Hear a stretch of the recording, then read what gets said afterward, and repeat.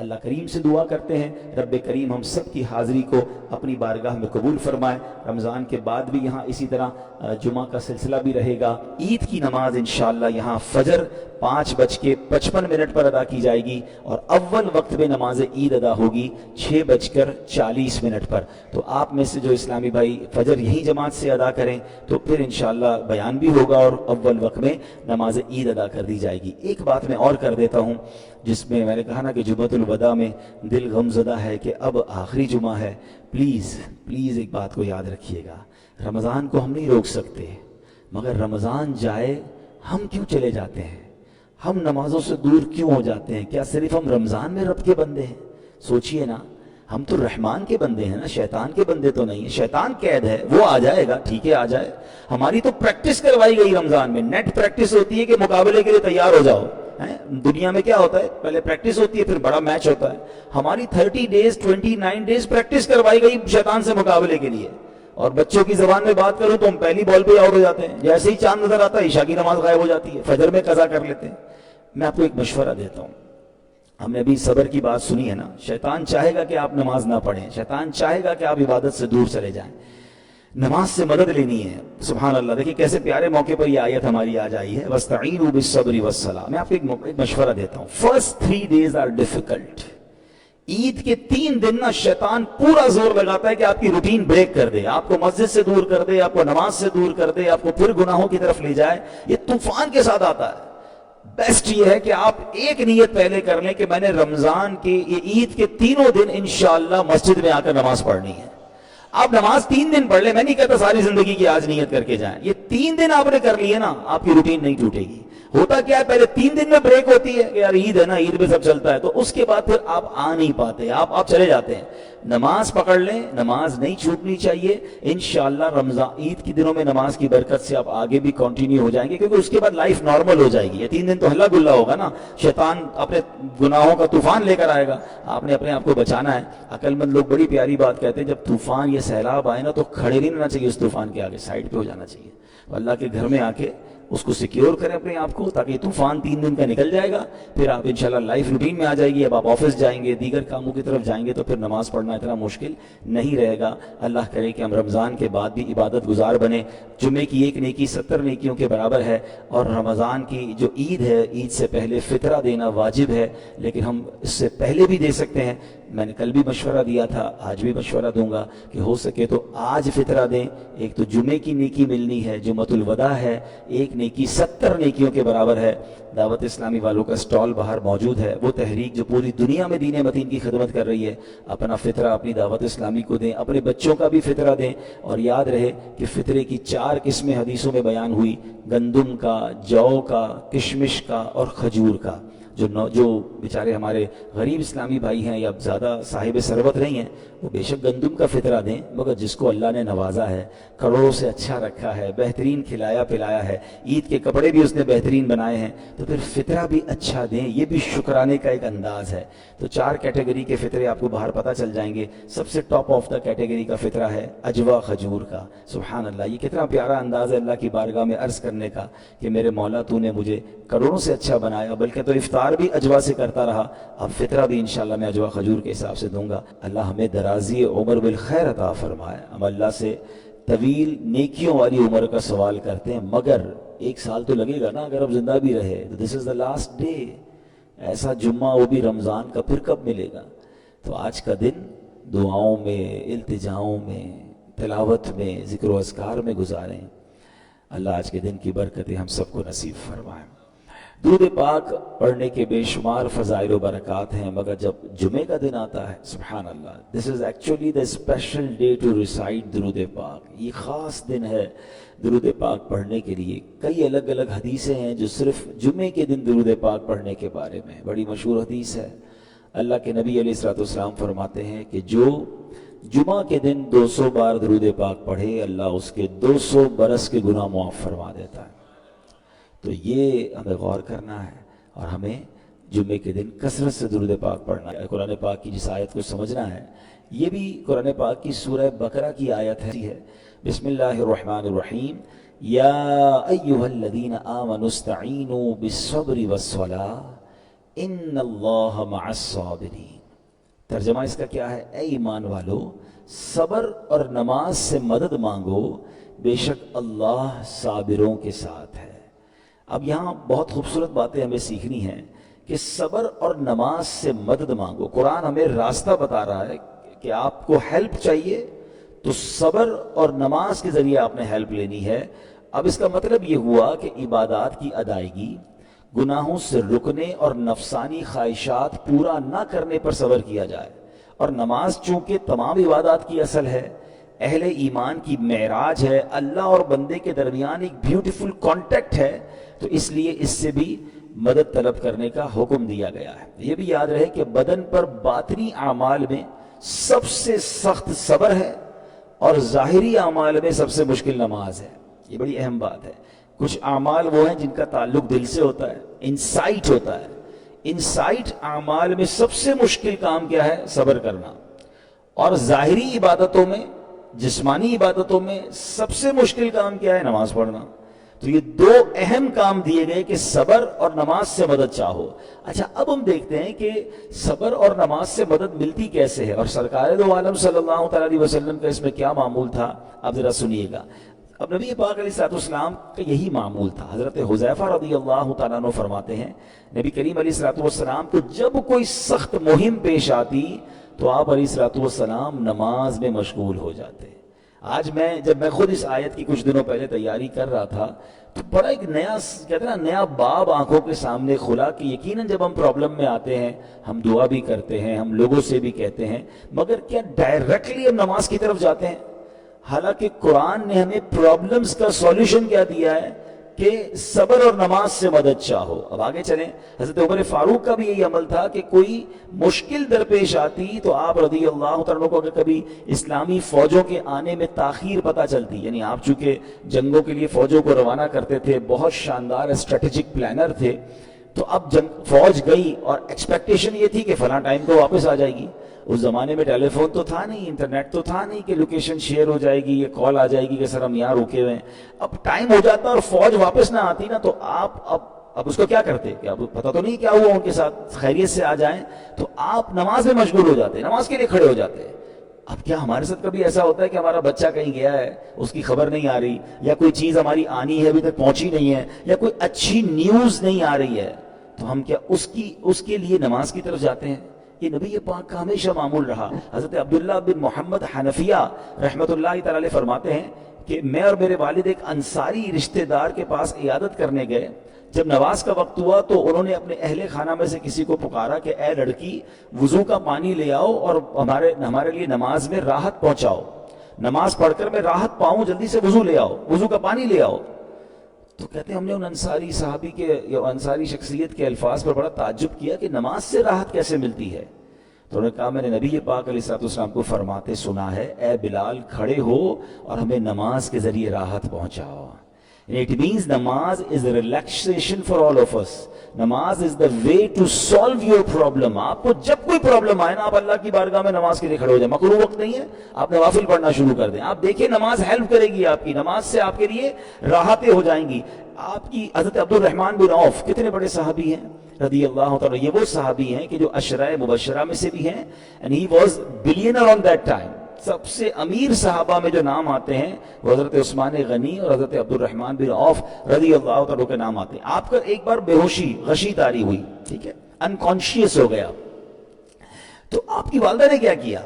آپ کی والدہ، لوگ سمجھے کہ آپ کی جان نکل گئی ہے، آپ کی والدہ مسجد کی طرف چل پڑی تاکہ وہاں جا کے نماز پڑھیں اور اس سے مدد حاصل کریں. جب حضرت عبد الرحمن بن عوف کو ہوش آیا نا، تو لوگوں نے کہا کہ آپ کی طبیعت کیسی ہے؟ تو آپ نے کہا کیا مجھ پر غشی طاری ہو گئی تھی ہیں؟ تو کہا جی. تو کہتے ہیں بے شک میری بے ہوشی میں میرے پاس دو فرشتے آئے اور کہنے لگے تم چلتے نہیں کہ ہم تمہیں خدا کی بارگاہ میں لے جائیں اور تمہارے بارے میں فیصلے لیے جائیں. دوسرے فرشتے نے کہا انہیں لوٹا دو، یہ ان افراد میں سے ہے جن کے لیے ان کی ماؤں کے پیٹ میں ہی سعادت مندی لکھ دی گئی تھی.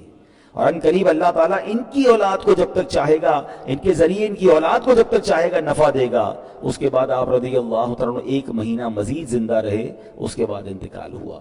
تو پتہ چلا کہ آپ کی والدہ نے نماز پڑھی، اللہ سے مدد مانگی، اور آپ کو اللہ نے ایک نئی زندگی عطا فرمائی۔ تو آپ اپنی زندگی میں اس پریکٹس کو آج اس آیت سے دیکھیں، ہم نے کرنا کیا ہے؟ ہم جب جمعے کے بیان میں آئیں تو صرف بیان نہیں سننا ہے، ہم نے اللہ نے مجھے کہا کیا ہے، ہم اس ٹاپک کو لے کے اسی لیے چل رہے ہیں نا کہ میرے رب نے ڈائریکٹلی مجھ سے کیا بات کی ہے۔ تو آج اس آیت میں یہ لیسن مل رہا ہے کہ جب کسی پرابلم میں ہیں، کلیمٹی میں ہیں، تو اللہ کی طرف جانا ہے اور نماز سے مدد چاہنی ہے۔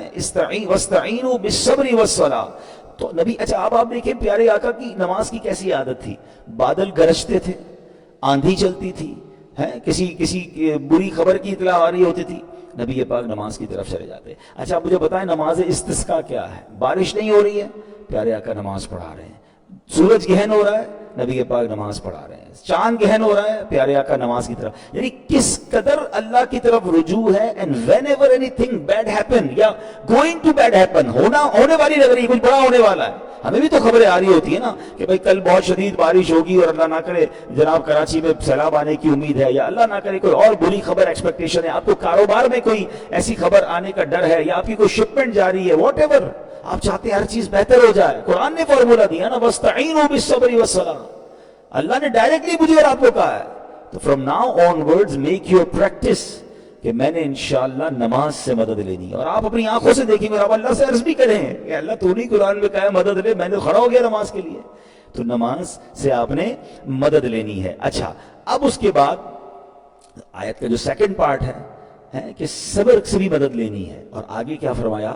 ان اللہ مع الصابرین، اللہ صابروں کے ساتھ ہے۔ سبحان اللہ، اس کا مطلب یہ ہوا کہ اللہ تعالیٰ اپنے علم و قدرت کے ساتھ ویسے تو ہر کسی کے ساتھ ہے، لیکن یہاں صبر کرنے والوں کا خاص ذکر اس لیے ہوا تاکہ انہیں معلوم ہو جائے کہ اللہ تعالیٰ ان کی مشکلات کو دور فرما دے گا۔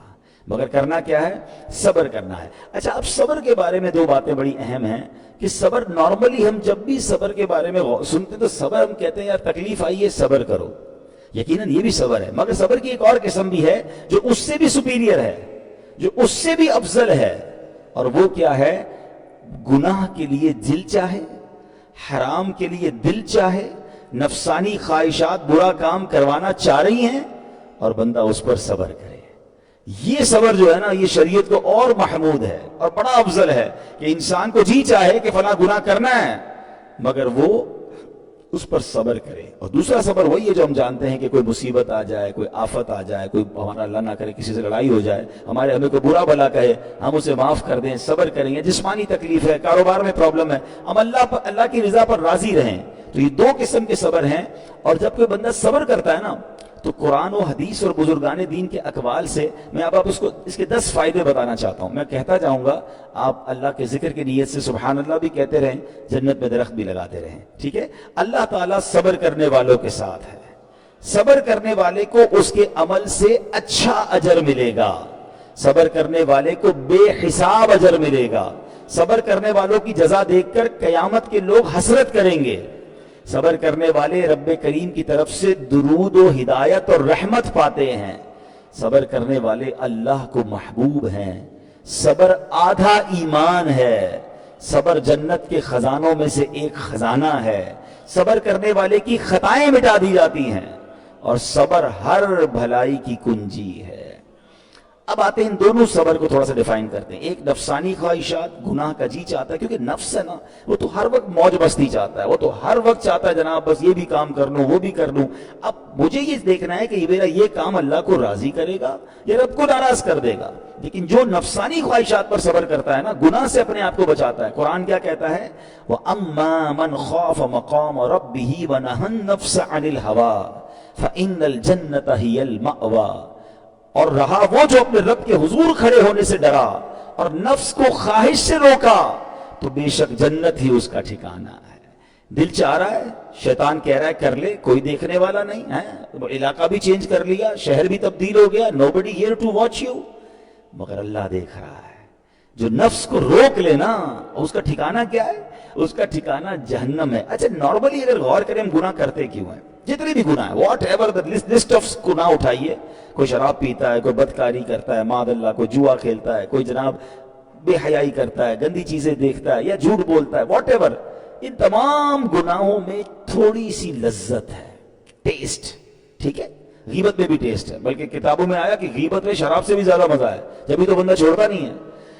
اچھا, لیکن یہ تمام ٹیسٹ میں ایک بڑی اہم بات اب میں کہنے جا رہا ہوں. یہ بزرگ نے بڑی کمال کی ون لائنر ہمیں دے دیا ہے. وہ کہتے ہیں کبھی بھی لذت کے لیے گناہ مت کرنا, کیونکہ لذت ختم ہو جائے گی, گناہ کا جواب اور پنشمنٹ باقی رہ جائے گی.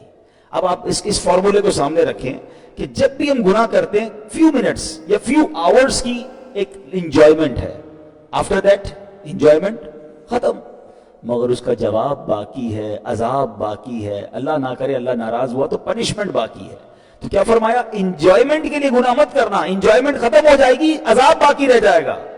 اور اگلا سینٹنس کتنا خوبصورت ہے, فرماتے کبھی بھی تکلیف کی وجہ سے نیکی مت چھوڑنا, تکلیف ختم ہو جائے گی, اجر باقی رہ جائے گا. اب مثال دیتا ہوں, اس کی 2-3 ایگزامپل سمجھیے. گناہ کی ایگزامپل تو آپ سمجھ گئے کہ کوئی بھی تھوڑی دیر کا گناہ کرتا ہے, لذت پاتا ہے, وہ گناہ ختم, عذاب باقی. اب نیکی میں کیا ہوتا ہے, فجر کے لیے اٹھنا, نیند آ رہی ہے, دل نہیں چاہ رہا, آپ اٹھے, آپ نے وضو کیا, فجر پڑھا, وہ اٹھنے کی تکلیف تو ختم ہو گئی نا, واپس سونا ہے تو سو جائیے, مگر فجر کا اجر اور ثواب باقی رہ گیا ہے. رمضان کے روزے, الحمدللہ ہم روزے رکھ رہے ہیں, نو ڈاؤٹ ڈیفیکلٹ ہیں, لیکن افطار کے بعد تکلیف ختم ہو جاتی ہے, ہم کھاتے پیتے ہیں, موج کرتے ہیں, مگر ثواب باقی رہ جاتا ہے. کبھی کبھی آپ کو کوئی مسجد کے میں بلاتا ہے, یار چلو بھائی بیان ہو رہا ہے, اجتماع ہو رہا ہے, کوئی نیکی کی بات ہو رہی ہے, نہیں یار دل نہیں چاہ رہا, آپ آ گئے, آدھے 1 گھنٹہ بیٹھے, پھر چلے گئے, وہ آپ کا جو ٹینشن تھا یا پریشر تھا وہ ختم ہو گیا, مگر ثواب باقی رہ گیا. تو اب اس فارمولے کو یاد رکھیے گا, جب بھی گناہ آپ کی طرف آئے نا, آپ سوچیں کتنی دیر کا فائدہ ہے, 1 گھنٹہ دوستوں کے ساتھ بیٹھوں گا, بری باتیں کروں گا, 2 گھنٹے فلم دیکھوں گا, 2 ڈھائی 3 گھنٹے, بس اس کے بعد جواب تو باقی ہے نا, قیامت تک اللہ کو جواب دینا پڑے گا. نہیں یار مجھے انجوائمنٹ کے لیے گناہ نہیں کرنا ہے. اور جب کوئی نیکی کا کام آئے اور آپ کو لگے یار دل نہیں چاہ رہا, مزہ نہیں آ رہا, بوریت ہوگی, چھوڑنا یار, تو بندہ سوچے کتنی دیر کی نیکی ہے, آدھے گھنٹے کی, 1 گھنٹے کی, بس 2 گھنٹے کی, اور ثواب باقی رہ جائے گا. Let's do it. اگر یہ بات سمجھ آ گئی نا آپ کو, تو انشاءاللہ دیکھیے گا گناہ سے بچنا اور نیکیاں کرنا آسان ہو جائے گا. تو اب کیا فرمایا قرآن نے کہ جس نے اپنے نفس کو روکا, کیا خوبصورت آیت ہے, وَأَمَّا مَنْ خَافَ مَقَامَ رَبِّهِ وَنَهَى النَّفْسَ عَنِ الْهَوَىٰ, اور رہا وہ جو اپنے رب کے حضور کھڑے ہونے سے ڈرا اور نفس کو خواہش سے روکا, تو بے شک جنت ہی اس کا ٹھکانہ ہے. اور ایک اور جگہ کمال سے فرمایا, وَلِمَنْ خَافَ مَقَامَ رَبِّهِ جَنَّتَانِ, مبارک ہو ان کو جو اللہ سے ڈرتے ہیں نا, صبر کرتے ہیں, گناہ نہیں کرتے, رک جاتے ہیں. قرآن کہتا ہے جو اپنے رب کے حضور کھڑے ہونے سے ڈرے, اس کے لیے 2 جنتیں ہیں, 1 نہیں 2 جنتیں ہیں. سورہ رحمان کی آیت ہے. تو پتا چلا کہ نفس کو روکنا یہ آسان بھی نہیں ہے. ہاں دل بہت چاہتا ہے, مگر یہ صبر جو ہے نا, ان اللہ مع الصابرین کا جو معراج ہے, جو ٹاپ آف دا لسٹ صبر ہے, وہ یہ صبر ہے. اچھا اب آتے ہیں ایک اور صبر کی صورت, کہ اب آپ کو کسی نے غصہ دلا دیا, برا بھلا کہا, یا آپ کے مزاج کے خلاف بات ہو گئی, اب آپ نے روکنا ہے اپنے آپ کو. اب غصے کا اظہار نہیں کرنا, لڑائی نہیں کرنی, گالی کا جواب گالی, اینٹ کا جواب پتھر, انگریزی کا مقولہ ہے نا ٹٹ فور ٹیٹ, جیسے کو تیسا. نہیں, یہ ہماری شریعت ہمیں نہیں سکھاتی. اچھا آج کل کسی کو کہو نا, یار آپ کیوں یار لڑائی کر رہے ہیں, بھائی میں جواب نہ دوں تو لوگ سمجھیں گے کمزور آدمی ہوں, مجھے اپنا روب بھی تو رکھنا ہے, میں بھی تو پتا چلے کون ہوں, اپنا بتاؤں تو صحیح کون ہوں. سچی بات پتہ ہے کیا ہے, جو ٹٹ فور ٹیٹ کرتا ہے, گالی کا جواب گالی سے دیتا ہے نا, وہ واقعی بتا دیتا ہے وہ کون ہے. وہ اپنا تعارف کروا رہا ہوتا ہے کہ یہ بھی ایسا ہے, میں بھی ویسا ہی ہوں. او بھائی. اچھا پھر ایک اور عجیب جملہ بڑا مشہور ہے آج کل, جناب ہم شریف کے ساتھ شریف ہیں, ہم بدماش کے ساتھ بدماش ہیں. مجھے آج تک سمجھ نہیں آئی یہ کون سا بٹن لگا ہوا ہے آپ کے اندر کہ شریف کے ساتھ آپ شریف ہو جاتے ہیں, بدماش آتا تو آپ بھی بدماش ہو جاتے ہیں. جناب والا, شریف کے ساتھ شریف آدمی شریف کے ساتھ بھی شریف ہوتا ہے, بدماش کے ساتھ بھی شریف ہوتا ہے. جب بھی تو وہ غلط آدمی اچھا ہوگا نا. نبی پاک علیہ الصلوۃ والسلام نے گالیاں سن کر دعائیں دی ہیں, پتھر برسانے والوں کو بھی دعائیں دی ہیں, مگر ہم تو تیار ہی رہتے ہیں, یار میں بتاؤں گا اس کو میں کون ہوں, ایک گالی دی ہے میں اس کے ساتھ پشتوں کو گالیاں دوں گا. تو پھر آپ بھی ویسے ہی ہو گئے نا جناب. حدیث پاک کیا ہے, who is more stronger, who is more powerful. اللہ کے حبیب علیہ الصلوۃ والسلام فرماتے ہیں کہ بہادر وہ نہیں, یہ بخاری شریف کی حدیث ہے, بہادر وہ نہیں جو پہلوان اور دوسرے کو پچھاڑ دے, بلکہ بہادر وہ ہے جو غصے کے وقت اپنے آپ کو قابو میں رکھے. اصل بہادری یہ ہے. تو اگر آپ نے واقعی صبر سے مدد لینی ہے، ان اللہ مع الصابرین کا مجدہ لینا ہے، تو بدلے نہیں لینا ہے، معاف کرنا ہے. میں نے کل بھی بیان میں ایک بات کہی تھی، ذرا مل کر میرے ساتھ شب قدر کی دعا دہرائیے گا. اللہم انک عفو کریم تحب العفو فاعف عنی. اللہم انک عفو کریم تحب العفو فاعف عنی. اللہم انک عفو کریم تحب العفو فاعف عنی. اب جو دو طاق راتیں رہ گئی آپ نے اس میں ایبنڈنس کے ساتھ کثرت سے دعائیں پڑھنی ہیں. مگر واٹ از دا میننگ؟ اس دعا کا معنی کیا ہے؟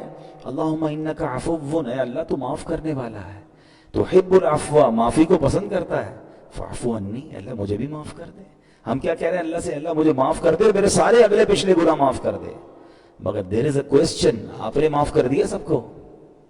بندہ کہتا نہیں میں تو انتظار میں بیٹھا ہوں، میں تو موقع کی تلاش میں، بس موقع ملے پھر بتاؤں گا میں کون ہوں. ہاتھ میں آ نہیں رہا بندہ، ٹرائی کر رہا ہوں کسی جگہ آ جائے، بس کوئی اس کے پیسے ویسے آ جائیں، کوئی اس کا معاملہ میرے پاس آ جائے، بس پھر دیکھو کیا کرتا ہوں. بیٹھے اس انتظار میں بیٹھے بہت سارے لوگ. کمال ہے یار. یعنی دشمنیاں پالی ہوئی ہیں، رشتہ داریاں کاٹی ہوئی ہیں، دوستوں کے پاس جا نہیں رہے ہیں، میاں بیوی میں لڑائی ہے، ایک سوری کے لیے بیوی گھر بیٹھی ہے، وہ کہتی شوہر سوری کہتے تو میں آ جاؤں گی، شوہر کہتا ہے بیوی معافی مانگ لے تو میں لے آؤں گا. ارے بھائی کوئی بھی آگے بڑھ کے معافی کر لو بھائی. اللہ سے معافیاں مانگ رہے ہو، بندوں کو معاف کرنے کے لیے کوئی تیار نہیں ہے. مجھے خود بتائے نا یہ کیسی دعا ہے کہ اے اللہ تو مجھے معاف کر دے، میں نے کسی کو معاف نہیں کرنا. یہ بنتی ہے دعا؟ دعا یہ ہے کہ ان بڑی راتوں اور بڑے دن میں آپ سب کو معاف کر دیں اور پھر اللہ سے پتہ ہے کیا کہیں؟ اے اللہ میں نے بندہ ہو کر تیرے سارے بندوں کو معاف کر دیا ہے، تو سب سے بڑا معاف کرنے والا ہے نا. اے اللہ تو بھی مجھے معاف کر دے. Look at the way to talk. یہ مزہ ہے نا بات کرنے کا، پھر دعا کرنے کا لطف بھی آئے گا آپ کو. تو دشمنیاں نہ رکھیں، غصے پر قابو پائیں، معاف کریں. ایک حدیث سن لیجئے، لرزا دیتی ہے، ڈرا دیتی ہے. اللہ کے نبی علیہ السلام فرماتے ہیں جو رحم نہیں کرتا اس پر رحم نہیں کیا جاتا. حدیث کا خلاصہ ہے. اور جو معاف نہیں کرتا اسے معاف نہیں کیا جاتا. اب بتائیے ہم معاف کرتے ہیں؟ ہم رحم کرتے ہیں؟ ہم کہتے ہیں اللہ ہم پر رحم کرے، ہم کسی پر رحم نہ کریں. نہیں ہوگا رحم. پہلے اپنے اندر تو لائیے یہ باتیں.